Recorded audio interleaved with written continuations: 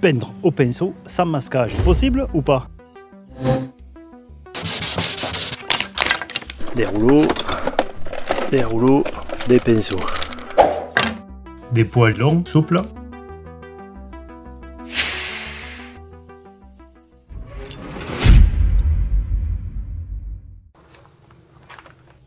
Ah, c'est sec. Mon test est sec. Dans un épisode précédent, je vous ai dit que j'allais passer de l'huile sur une table basse. Là, je faisais un essai. Ça fait une journée que ça a séché. Je voulais quelque chose de pas brillant. C'est pas brillant, c'est de l'huile d'impression. Je vous en reparlerai dans une autre vidéo. Allez, allons voir ce que j'ai comme pinceau. Là, j'ai pas grand chose. Des rouleaux, des pinceaux.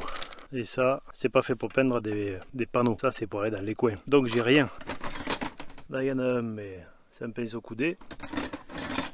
Alors ça va pour passer de la lasure, sûrement pas pour passer de la peinture sur une porte d'entrée. Et ça, c'est pareil. Bon, j'ai rien.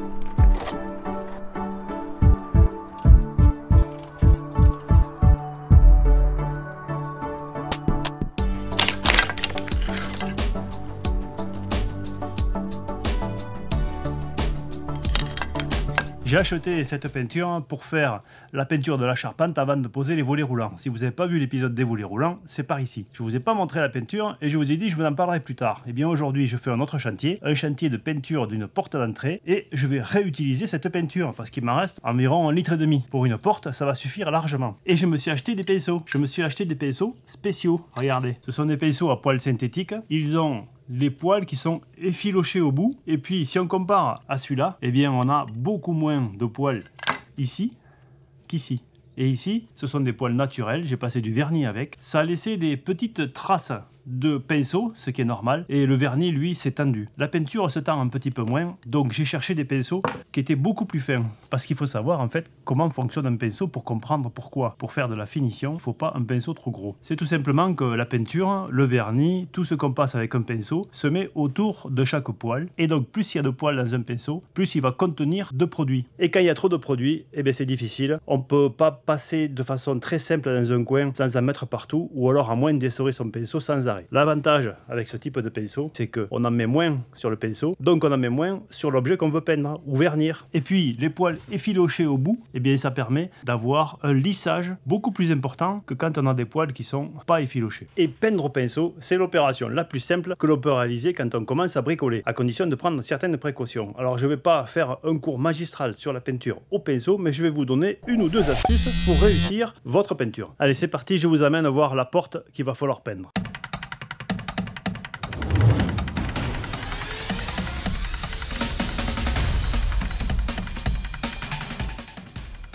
Je fais des vidéos toutes les semaines sur le bricolage, que ce soit la mécanique auto, que ce soit le vélo, que ce soit la maison et aussi le travail du bois. Et aujourd'hui, je vous montre comment je vais peindre cette porte avec un pinceau. Cette porte a 20 ans. À l'origine, elle était vernie, elle est en bois exotique. Mais depuis 20 ans, elle a passablement vieilli, elle s'est complètement craquelée et il est temps de lui donner une nouvelle jeunesse. Donc exit le vernis et bonjour la peinture. Et j'ai décidé de peindre au pinceau parce que je ne voulais pas sortir l'artillerie lourde pour peindre une seule porte. Ça ne vaut pas le coup. Donc un pinceau, ça suffit. Et puis ça me donne l'occasion de vous montrer, si vous débutez dans le bricolage, qu'on peut se débrouiller avec un pinceau, à condition bien sûr d'avoir le bon.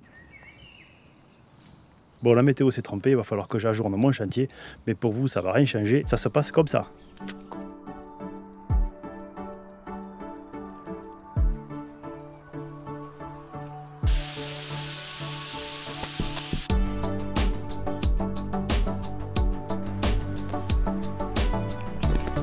Mais que tu es beau, toi.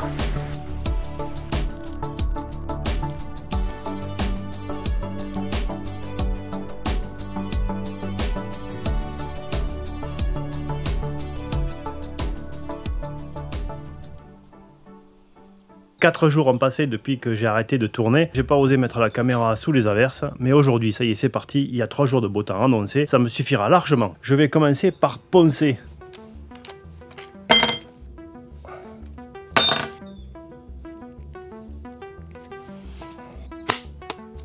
Mais d'abord, je vais enlever cette poignée de porte avec ce cache. Et maintenant, c'est parti pour le ponçage.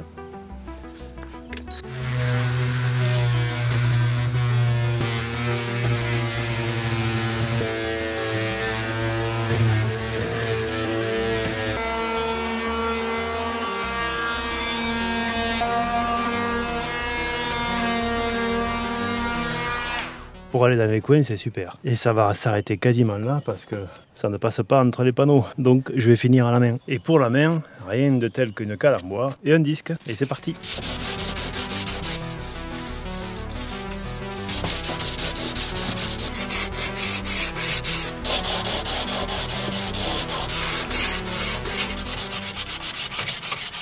J'y ai passé 2 heures et 2 morceaux d'abrasif. Et le résultat, eh bien, c'est que j'ai enlevé le plus gros.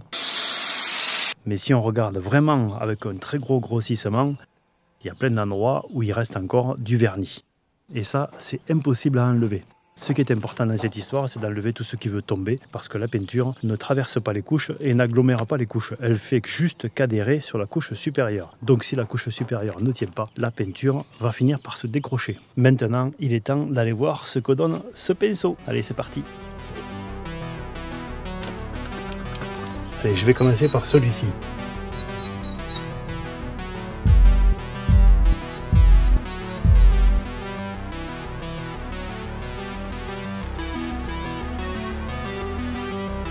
Pour la première couche, si on veut, on peut diluer avec du white spirit. Bien sûr, ça dépend du type de peinture. Ici, c'est de la dilution avec du white spirit, c'est marqué sur le pot. Sinon, parfois c'est de l'eau.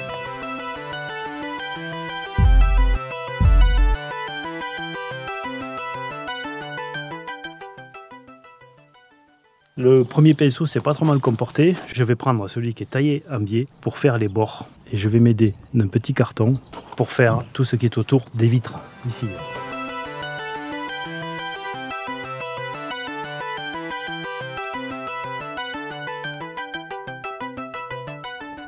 La première couche vient de sécher pendant plus d'une journée. Je vais pouvoir passer la deuxième couche. Et franchement, le résultat après une couche, à certains endroits, c'est lisse. Ces pinceaux sont relativement performants. C'est donc parti pour une deuxième couche, toujours avec le même pinceau.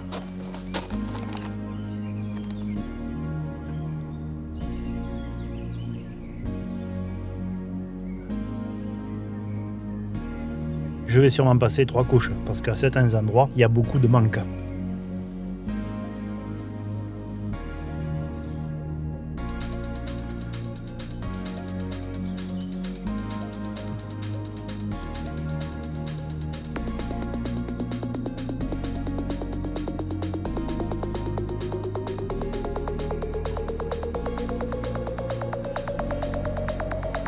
Pour mieux maîtriser ce qu'on fait, il vaut mieux travailler par zone. Ici, je fais un panneau, un autre, un bord, un autre. C'est mieux.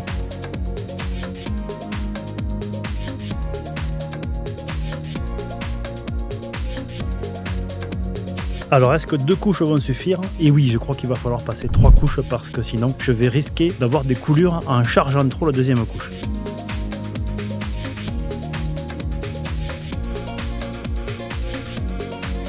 La deuxième couche est passée et j'ai toujours pas utilisé de masquage. Parce que du masquage qui tient sur du crépi, j'en connais pas.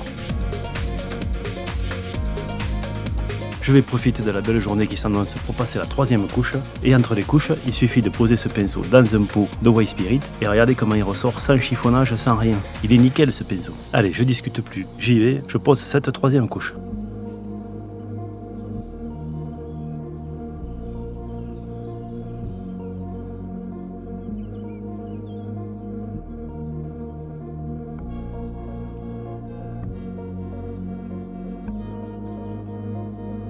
Finalement, 4 couches auront été nécessaires. Oui, parce qu'il vaut mieux multiplier les couches que de faire des coulures. Et il faut aussi beaucoup de patience, parce que contrairement au rythme de cette vidéo, j'ai passé 1h30 par couche. La peinture, c'est un truc pour se vider la tête, on ne pense à rien, juste au coup de pinceau.